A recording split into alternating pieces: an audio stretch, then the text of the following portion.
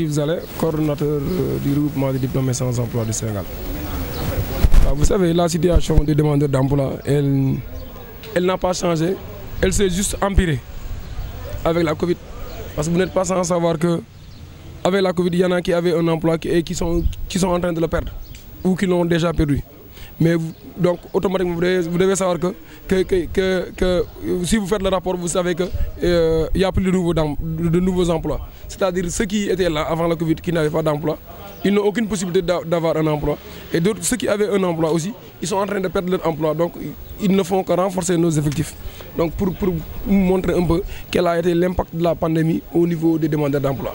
Donc, c'est une situation très difficile, très déplorable. Et malheureusement, face à cette situation, nous n'avons aucun accompagnement venant de l'État, mais nous n'avons même pas une écoute venant de l'autorité. Parce qu'il y a le fonds Force Covid qui a été mis en place, à qui on a donné à toutes les couches sociales du Sénégal, sauf aux chômeurs, sauf aux demandeurs d'emploi. C'est comme si ces gens-là ne faisaient pas partie du Sénégal. Parce qu'on ne peut pas concevoir que vous voulez bien accompagner ceux qui ont du travail, ou ceux qui avaient du travail, ou ceux qui donnent du travail, et que vous n'accompagnez pas ceux qui n'ont pas de travail, ceux qui cherchent un travail. Donc c'est cette incohérence dans les politiques publiques que nous ne cessons de dénoncer et de fustiger. Maintenant, concernant la situation, nous avons eu écho de certaines pratiques, c'est-à-dire au niveau surtout des professions libérales. En l'occurrence, la profession d'huissier. Nous avons eu écho que les huissiers ont concocté une liste de personnes qui vont contourner le concours. Et en réalité, ces gens, ce sont les gens qui avaient échoué au concours de la dernière fois. Maintenant, ils veulent les recycler pour les faire contourner le concours. Ce que nous n'allons pas accepter. Parce que nous n'allons pas accepter que des gens se permettent de prendre le rôle de l'État, de donner accès à des professions libérales.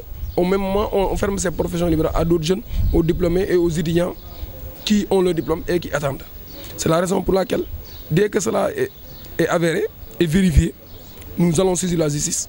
Mais nous allons tenir des activités. Nous avons organisé une sitting, nous avons organisé une marche avec les étudiants, avec les demandeurs d'emploi, avec toutes les bonnes volontés, avec toutes les personnes qui sont intéressées par la justice sociale. Parce que nous ne pouvons pas continuer à accepter cette injustice sociale que subit la jeunesse sénégalaise. C'est une injustice sociale que subissent les jeunes demandeurs d'emploi. Et sur ce point, nous demandons au ministre de la Justice de prendre ses responsabilités par rapport à la profession d'huissier et à la profession de notaire. Comme il l'a fait avec le barreau, il a ouvert le concours aux jeunes sénégalais et aux diplômés. Qu'il fasse la même chose pour le notariat et pour les huissiers. Mais aussi nous profitons de l'occasion pour saluer le récent recrutement à la fonction publique qui a été effectué par le ministre de la fonction publique, c'est-à-dire le recrutement des médecins et paramédicaux et autres.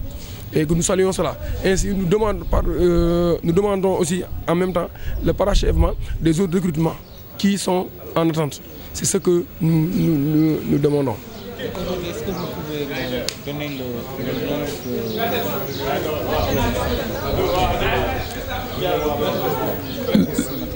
Non, je ne saurais donner exactement le nombre de diplômés sans emploi au Sénégal. Mais nous savons une chose, que chaque année, il y a environ 300 000 personnes qui entrent dans le marché de l'emploi. Et parmi ces 300 000, moins de 100 000 trouvent un emploi. Donc, qui veut dire que pratiquement chaque année, nous avons 200 000 demandeurs d'emploi insatisfaits. Mais quant à notre structure, nous sommes aujourd'hui à plus de 7 000 membres répertoriés. Donc notre structure n'est qu'une structure dans le domaine, mais nous avons plus de 7 000 répertoriés. Vous savez évidemment que tous les demandeurs d'emploi ne sont pas affiliés à nous. Donc ceux qui sont affiliés à nous, qui sont décomptés, ils sont au-delà de 7 000. Oui. Et ce décompte, pratiquement, avec la pandémie, on l'a suspendu. Certes, nous continuons à avoir des adhésions, mais ce sont des adhésions non comptabilisées. Parce que la pandémie nous a fait arrêter toutes nos activités. Pratiquement, les activités qu'on avait l'habitude de tenir, on ne les tient pas. Parce que chaque fois qu'on tourne nos activités, c'est des activités publiques où il y a du monde.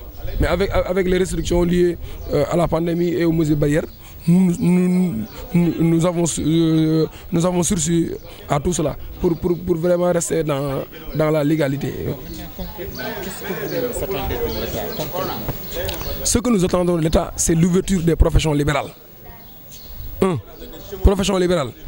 Profession libérale, c'est que ça soit huissier, notaire, barreau, que ça soit pharmacie et autres, toutes les professions libérales. Il ne faudrait pas que les gens continuent à verrouiller ces professions libérales. Mais aussi nous demandons un financement pour les jeunes détenteurs de projets. Parce qu'on ne peut pas concevoir que les jeunes veulent faire l'entrepreneuriat et qu'il n'y ait pas de financement. Nous voudrons qu'il y ait des financements pour les jeunes détenteurs de projets. Mais aussi qu'il y ait un accompagnement, une formation pour ceux qui ont des idées de projets, pour qu'on puisse les accompagner, pour qu'ils puissent avoir des projets bancables et réalisables. Mais au-delà de cela, nous demandons le parachèvement des recrutements au niveau de la fonction publique qui avait été annoncé depuis 2018. Tantôt, je vous ai dit, récemment, il y a eu un recrutement au niveau de la santé. Nous voudrons que les recrutements qui restent, qu'ils soient parachevés. Parce que vous savez que la jeunesse sénégalaise, c'est une jeunesse fatiguée. La jeunesse est en train de perdre espoir. C'est la raison pour laquelle les gens avaient commencé à prendre la mer pour rejoindre l'Europe. Mais il faudrait qu'il y ait un climat de confiance et d'espoir dans le pays pour que les jeunes puissent rester au Sénégal. Parce que si les jeunes n'ont pas d'espoir ici, s'ils n'ont pas d'alternative aussi, si les jeunes sont banalisés ici, si les jeunes sont laissés pour compte, mais c'est normal qu'ils tentent d'aller vers un Eldorado ou d'aller ailleurs pour pouvoir gagner leur chance là-bas. Bon, dernière question. Quelle est votre lecture ou votre appréciation de la politique de l'emploi au Sénégal? Oui, vous savez, l'appréciation de la politique d'emploi, elle peut être vue sur plusieurs angles. Parce qu'il faut même se féliciter que récemment, le chef de l'État a mis en place un conseil national pour l'insertion des jeunes. Donc, c'est une chose que nous saluons. Maintenant, nous attendons de voir effectivement ce qui sera fait. Nous attendons l'État dans le concret, en quelque sorte. Mais vous savez, évaluer la politique d'emploi au Sénégal est à la fois difficile et complexe. Mais tout ce qu'on peut vous dire, qu'il y a de bonnes choses que nous saluons. Comme nous avons salué la mise en place du Conseil national pour l'insertion des jeunes, c'est de la même manière que nous saluons certains actes posés par la direction de l'emploi sur l'étendue du territoire national. Mais de la même manière aussi, nous allons fustiger que le fait que la question de l'emploi n'est pas prise au sérieux par l'État du Sénégal. Je vous renvoie juste au budget du ministère de l'Emploi. On ne peut pas avoir un pays où il y a 65% de jeunes. Et nous savons que parmi ces 65%, les 40 ou les 50% de ces jeunes sont des demandeurs d'emploi. Et que rien n'est fait pour ces jeunes. Donc c'est ce que nous disons. Il faudrait que l'État du Sénégal fasse une politique d'emploi qui correspond aux besoins. Mais il faudrait qu'il y ait une politique d'emploi fondée sur l'implication des acteurs concernés. Parce qu'on ne peut pas régler le problème de quelqu'un sans pour autant parler à cette personne. On ne peut pas régler le problème de quelqu'un sans pour autant l'associer. En général, ce sont les difficultés que nous rencontrons par rapport à l'implication, par rapport à l'accès à certaines autorités, mais par rapport aussi à l'accès au financement et à l'écoute qu'il faudrait. C'est ça en résumé.